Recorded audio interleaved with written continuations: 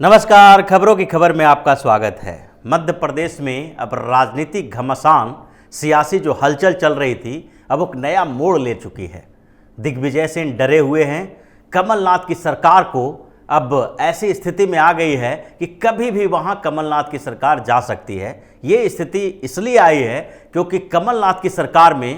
पहले से भी असंतोष मचा हुआ था। कुछ नेता विरोध में आ गए थे और अब दिग्विजय सिंह ने जिस तरह की बात बोली है उसे एक ऐसा डर बताया जाता है जो सरकार गिरने से पहले पैदा होती है। ऐसे ही डर सरकार गिरने से, हर जगह जब सरकार गिरने की स्थिति में होती है तो सत्ता पक्ष के नेता इसी तरह का बयानबाजी करते हैं जिस तरह दिग्विजय सिंह कर रहे हैं। दिग्विजय सिंह ने पहले यह संकेत दे दिया है कि अब अगर सरकार गिरती है तो हम ऐसे आरोप लगाएंगे, जैसा आरोप उन्होंने अभी ही लगा दिया है। इसका संकेत है कि अब उनकी सरकार ज्यादा दिनों तक रहेगी नहीं। दिग्विजय सिंह ने बोला है कि भारतीय जनता पार्टी विधायकों को खरीद रही है।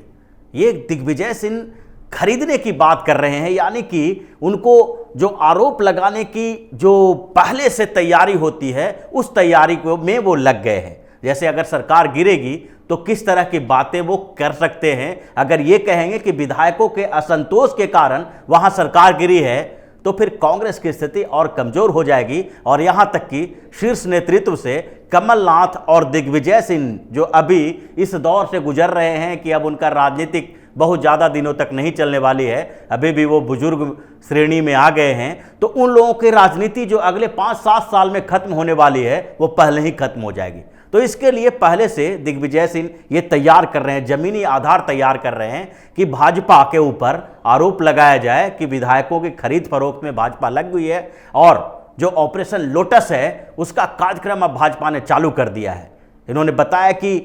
25-25 करोड़ रुपया देकर भारतीय जनता पार्टी के नेता शिवराज सिंह चौहान कांग्रेस के विधायकों को खरीदने की कोशिश कर रहे हैं। अब ये स्थिति आई कैसे है? चूंकि कुछ समय से पहले से ही कांग्रेस में वहां बगावत हो रहे हैं। कांग्रेस में एक तरफ कमलनाथ और दिग्विजय सिंह हैं तो दूसरी तरफ ज्योतिरादित्य सिंधिया। अब दोनों के बीच, दोनों गुटों के बीच तनातनी बहुत तेजी से बढ़ रही थी और इस बीच दिग्विजय सिंह और कमलनाथ की जोड़ी किसी तरह से ज्योतिरादित्य सिंधिया को दरकिनार करने की कोशिश जारी रखे हुए है। दोनों नेता जो कांग्रेस के ऐसे नेता हैं, घाघ नेता, जो किसी न किसी तरह से सोनिया गांधी, राहुल गांधी को कन्विंस करके ज्योतिरादित्य सिंधिया को मध्य प्रदेश की राजनीति से बाहर भेजने की कोशिश में लगे रहे। लेकिन ज्योतिरादित्य सिंधिया भी अड़ गए और उन्होंने स्पष्ट तौर पे कह दिया कि यहाँ पर एक पद और एक नेता की बात ही होनी चाहिए, मतलब एक व्यक्ति के पास एक ही पद होना चाहिए और इसलिए कमलनाथ के नियंत्रण से मध्य प्रदेश कांग्रेस को मुक्त होना चाहिए। कांग्रेस का जो प्रदेश अध्यक्ष है वो पद किसी दूसरे को मिलना चाहिए और इस पर घमासान तेज हो गई। और उसके बाद ज्योतिरादित्य सिंधिया ने कई मौकों पर कमलनाथ की सरकार की आलोचना करनी शुरू कर दी, उनके खिलाफ मोर्चा खोल दिया और उनके साथ धीरे धीरे दूसरे विधायक भी आने लगे। यहां तक कि कुछ मंत्री भी कमलनाथ के खिलाफ ज्योतिरादित्य सिंधिया के साथ खड़े होते दिखाई पड़ रहे हैं। पिछले दिनों जो कमलनाथ की सरकार के एक मंत्री हैं सज्जन सिंह, उन्होंने भी कमलनाथ की सरकार का अफसरशाही वाला, तानाशाही वाला सरकार बता दिया और उन्होंने स्पष्ट रूप से बोल दिया कि यहाँ पर जो मध्य प्रदेश में किसी युवा के हाथों में कांग्रेस का कमान सौंपा जाना चाहिए जिससे कि संगठन मजबूत हो सके। ये युवा नेता की बात करने का मतलब ही था कि ज्योतिरादित्य सिंधिया को मध्य प्रदेश कांग्रेस का अध्यक्ष बनाया जाए। और दूसरी तरफ जो अभी 55 सीटों पर राज्यसभा का चुनाव होना है उसमें भी ज्योतिरादित्य सिंधिया दावा ठोक रखे हैं। वो चाहते हैं कि किसी न किसी तरह से हम यहाँ पर जो मध्य प्रदेश में सीटें खाली हो रही है उसमें 2 सीटें कांग्रेस के खाते में जाएगी और उन सीटों में से एक हम हूँ जिसको राज्यसभा भेजा जाए, क्योंकि पिछले लोकसभा का चुनाव तो वो हार चुके हैं और ऐसे में ज्योतिरादित्य सिंधिया किसी न किसी तरह से राज्यसभा में पहुंचने की कोशिश में लगे हैं। जबकि कमलनाथ और दिग्विजय सिंह की जोड़ी ये चाहती नहीं है। ये दोनों चाहते हैं कि किसी तरह से वहां पर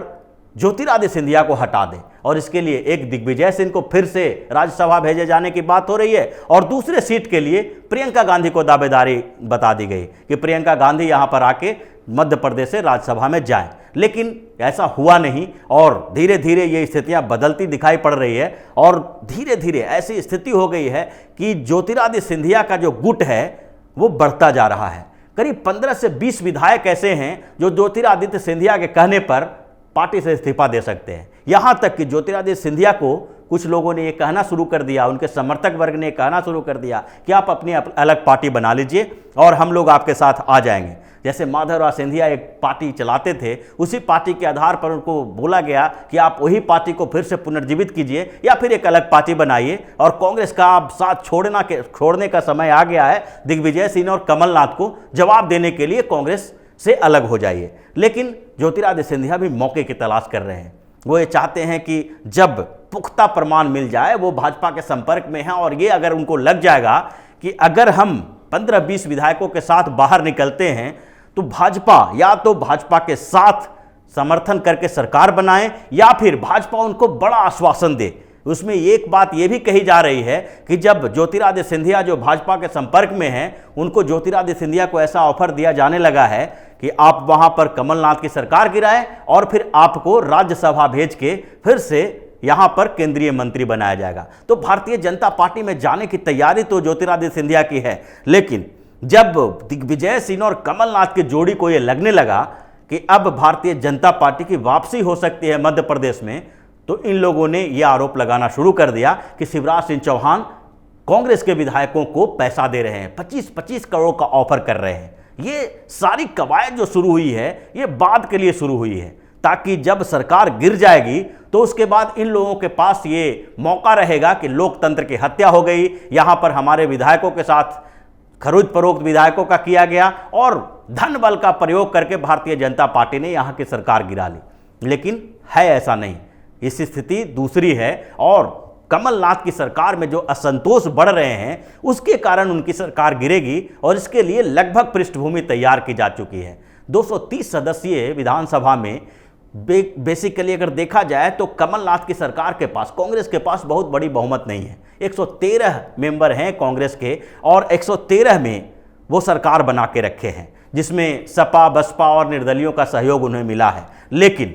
अगर ज्योतिरादित्य सिंधिया चाह गए और उसके बाद उनके 10 से 15 विधायक, मिनिमम अगर 10 विधायक भी, जिसकी बात कर रहे हैं कि अभी तो उनके पास लगभग 2 दर्जन विधायक के बताया जाता है और बोला जा रहा है कि 22 से 24 विधायक उनके साथ हैं, लेकिन अगर 22-24 का आंकड़ा छोड़ भी दें, 15 से 20 विधायकों के बीच की बात है, तो 15 विधायक भी अगर वहां से इस्तीफा देते हैं तो कमलनाथ की सरकार तो गिरेगी ही और भाजपा की सरकार बनने के लिए स्पष्ट तरीके से एक रास्ता तैयार हो जाएगा। 15 विधायक के इस्तीफे देने के बाद 215 सदस्य रह जाएंगे वहां और 215 सदस्यों में 108 की जरूरत होगी सरकार बनाने के लिए। 107 विधायक भारतीय जनता पार्टी के पास है, 4 निर्दलीय विधायक हैं और उसके साथ साथ सपा बसपा की बात छोड़ दें, अगर सपा बसपा के जो विधायक हैं, जो बसपा के 2 विधायक और समाजवादी पार्टी के 1 विधायक, तो वहां पार्टी तोड़ने में इन लोगों की तो स्थिति यह है कि अगर सपा बसपा चाहे भी तो वहां पार्टी टूटने से मना नहीं कर सकती, क्योंकि वहां पर एंटी डिफेक्शन लॉ इनके साथ लागू नहीं होगा। 1 विधायक कहीं भी जा सकते हैं, 2 विधायक दोनों को दोनों जा सकते हैं, जैसे बसपा के साथ राजस्थान में हुआ। राजस्थान में बसपा के 6 विधायक थे, सारे के सारे कांग्रेस में चले गए और उसके बाद मायावती ने कांग्रेस का समर्थन की बात तो छोड़ दीजिए, आलोचना करना शुरू कर दिया। तो ऐसी स्थिति मध्य प्रदेश में भी बन रही है और जिस दिन ज्योतिरादित्य सिंधिया पूरी तरह से आश्वस्त हो गए, ये पूरा जो सियासी हलचल चल रहा है, नागरिकता संशोधन कानून और एनआरसी के खिलाफ जो आंदोलन चल रहा है, ये थोड़ा सा कमजोर होगा और जो राज्यसभा का चुनाव होने वाला है उस समय उनको लगेगा कि राज्यसभा के चुनाव में ऐसी स्थिति आ गई है कि अब हमें फिर से राज्यसभा में भेजा नहीं जाएगा और दिग्विजय सिंह और कमलनाथ को फिर से तरजीह दी जाएगी, तो उस समय फिर इस विकल्प पर वो काम करना शुरू कर देंगे। पहले से जो संपर्क है उसको और सुदृढ़ करेंगे और ज्योतिरादित्य सिंधिया इस बात की तैयारी कर रहे हैं कि भाजपा की तरफ से इस बात का संकेत मिले कि उन्हें राज्यसभा में भेजा जाएगा और उसके बाद केंद्र में एक ठीक ठाक अच्छा मंत्रालय दिया जाएगा। भारतीय जनता पार्टी के साथ जुड़ के वो मंत्री बन जाएंगे केंद्र में और वहां पर जो मध्य प्रदेश में है वो भाजपा की सरकार बना देंगे। तो ये पूरी पृष्ठभूमि तैयार हो चुकी है। और ज्योतिरादित्य सिंधिया के अगर पारिवारिक पृष्ठभूमि की बात करें तो उनको कोई परहेज भी नहीं है भारतीय जनता पार्टी में आने से। ये तो परिवार की स्थिति ऐसी थी कि भारतीय जनता पार्टी और कांग्रेस के बीच उनका पूरा परिवार बट गया। वसुंधरा राजे सिंधिया, विजय राजे सिंधिया भारतीय जनता पार्टी में और उसके बाद इनका जो माधवराव सिंधिया चले गए थे कांग्रेस के साथ। तो ये स्थिति पहले से भी थी कि भारतीय जनता पार्टी उनके लिए अछूती पार्टी नहीं है। वो कभी भी भारतीय जनता पार्टी में अपने जो परिवार के दूसरे लोग हैं उनके साथ आराम से रह सकते हैं, और इसकी तैयारी वो कर रहे हैं। और इसी के कारण दिग्विजय सिंह को अब ये डर सताने लगा है कि कभी भी यहाँ पर सरकार गिर सकती है, और सरकार गिरने के पहले हम ऐसा माहौल बना दें, ऐसी चीज़ें बोलना शुरू कर दें, आरोप लगाना शुरू कर दें भारतीय जनता पार्टी के ऊपर, ताकि पहले से ये हंगामा हो जाए, मीडिया में खबरें चलने लगे कि भारतीय जनता पार्टी वहाँ पर विधायकों को खरीद फरोख्त कर रही है, पैसा दे रही है, सरकार गिराने की कोशिश कर रही है, ये लोकतंत्र का हत्या किया जा रहा है। तो ऐसे मामले जब आते हैं सामने तो कभी कभी शीर्ष नेतृत्व भी पीछे की तरफ बढ़ जाती है और बैकफुट पे आ जाती है, और फिर वहाँ पर जो राज्य में चल रहा है उसको लेके थोड़ा कंफ्यूज हो जाती है कि अभी कुछ समय और इंतजार कर लेते हैं। जैसा कि कर्नाटक में हुआ था, कर्नाटक में येदियुरप्पा पहले से ही बोल रहे थे कि किसी तरह से वो कांग्रेस की सरकार को गिरा देंगे, लेकिन शीर्ष नेतृत्व की तरफ से उनको इशारा नहीं मिल रहा था। ऐसा लग रहा था कि अभी इंतजार करना चाहिए, और जब तक ये विश्वास न हो जाए कि इस समर्थन के बाद जब उनकी सरकार गिरेगी, कांग्रेस की सरकार गिरेगी, तो हम किसी न किसी तरह से यहाँ सरकार बना लेंगे और बेइज्जती का सामना नहीं करना पड़ेगा, तब तक वो हरी झंडी नहीं देंगे। महाराष्ट्र में कुछ दिन पहले ऐसा ही हुआ, जबकि देवेंद्र फडणवीस ने अजीत पवार के साथ मिलकर सरकार बना ली, और उसके बाद सरकार बनाने के कुछ समय बाद ही उनको इस्तीफा देना पड़ा, इसलिए कि अजीत पवार के पास समर्थन नहीं था। तो ऐसी स्थिति में भाजपा नहीं आना चाहती है, और इसके कारण अभी पूरी तरह से हरी झंडी नहीं मिली है। लेकिन ये तो तय है कि अब ज़्यादा दिन तक कमलनाथ मुख्यमंत्री नहीं बने रह सकते हैं, उनकी स्थिति कमज़ोर हो गई है, और दिग्विजय सिंह उनके लिए पृष्ठभूमि तैयार करने में लग गए हैं कि अगर सरकार गिरती है तो इसकी जिम्मेदारी दिग्विजय सिंह और कमलनाथ के ऊपर न पड़े, बल्कि कांग्रेस के बदले भारतीय जनता पार्टी के ऊपर ये निशाना साधा जा सके, और बताया जा सके कि भारतीय जनता पार्टी ने जिस तरह से गलत राजनीतिक इस्तेमाल किया और जिस तरह तोड़ फोड़ की नीति अपनाई है, उसी के कारण यहाँ की सरकार गिरी है। तो इसी तरह की खबरों के साथ फिर से हाजिर होंगे, तब तक के लिए बने रहिए हमारे साथ और देते रहिए हमें सहयोग, ताकि इसी तरह की खबर हम आपके लिए लाते रहें। धन्यवाद। अगर आपको हमारा वीडियो पसंद आया हो तो इसे लाइक करें, हमारे चैनल को सब्सक्राइब करें, और हाँ, बेल आइकन दबाना ना भूलें, ताकि आप तक हमारे वीडियो की नोटिफिकेशन पहुंचती रहे। आप अपना सुझाव हमें कमेंट बॉक्स में दे सकते हैं। हमारे साथ जुड़ने के लिए शुक्रिया।